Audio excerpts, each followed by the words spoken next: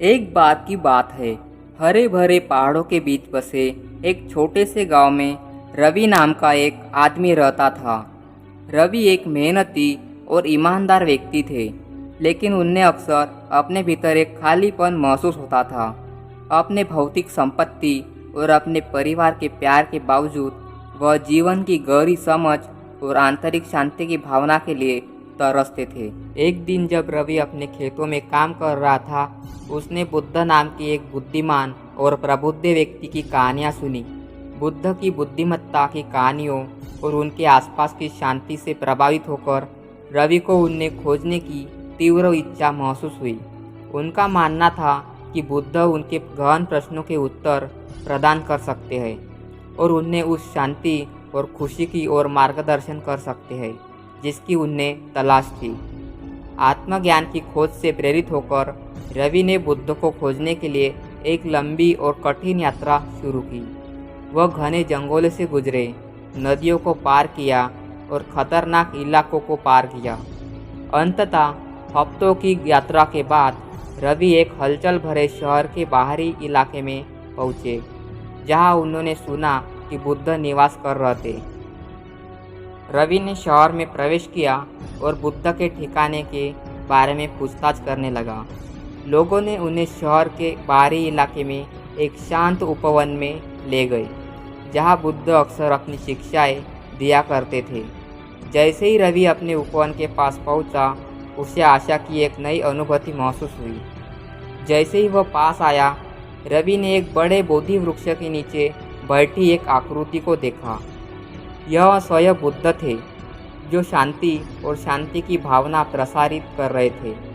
प्रबुद्ध व्यक्ति की उपस्थिति से अभिभूत होकर रवि एक पल के लिए झिझके, लेकिन उन्होंने साहस जुटाया और श्रद्धा के साथ बुद्ध के पास पहुँचे। बुद्ध के सामने झुकते हुए रवि ने विनम्रतापूर्वक आंतरिक शांति और खुशी की अपनी इच्छा साझा की।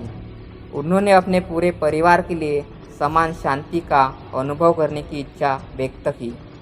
बुद्ध ने अपनी सौम्य मुस्कान और करुणा भरी आंखों से रवि की बातें ध्यान से सुनी और बुद्ध ने कहा, धन्य है वे जो आत्मज्ञान का मार्ग खोजते हैं और सभी की खुशी की आकांक्षा करते हैं।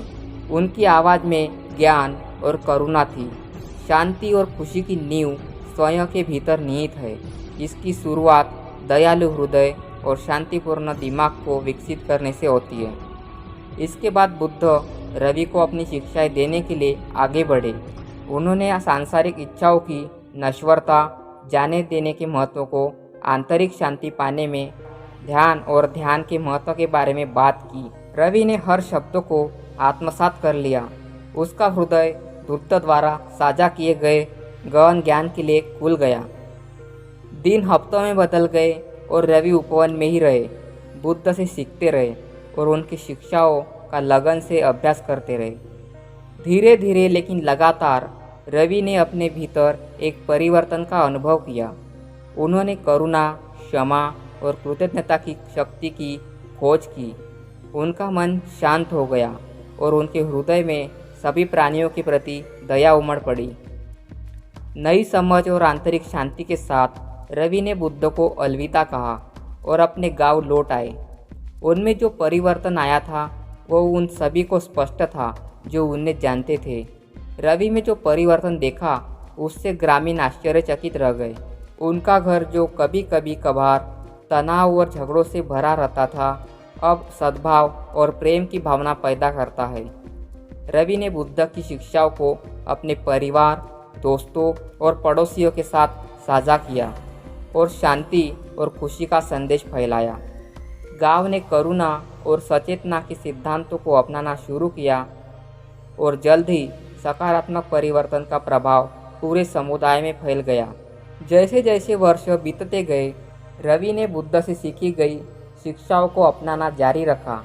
वह प्रकाश और ज्ञान का प्रतीक बन गया और दूसरों को शांति और खुशी के मार्ग पर ले गया। उनका घर खुशी से फल फूल रहा था और गांव अपने सौहार्द और संतोष के लिए जाना जाने लगा। इस प्रकार रवि और बुद्ध के बीच सरल लेकिन मुठभेड़ ने ऐसा परिवर्तन लाया जो उनके जीवन से कई आगे फैल गया।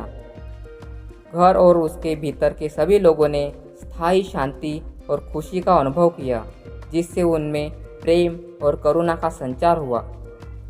अगर आपको इस वीडियो से कुछ भी सीखने को मिला हो तो इस वीडियो को लाइक करें और चैनल को सब्सक्राइब करना बिल्कुल ना भूलें।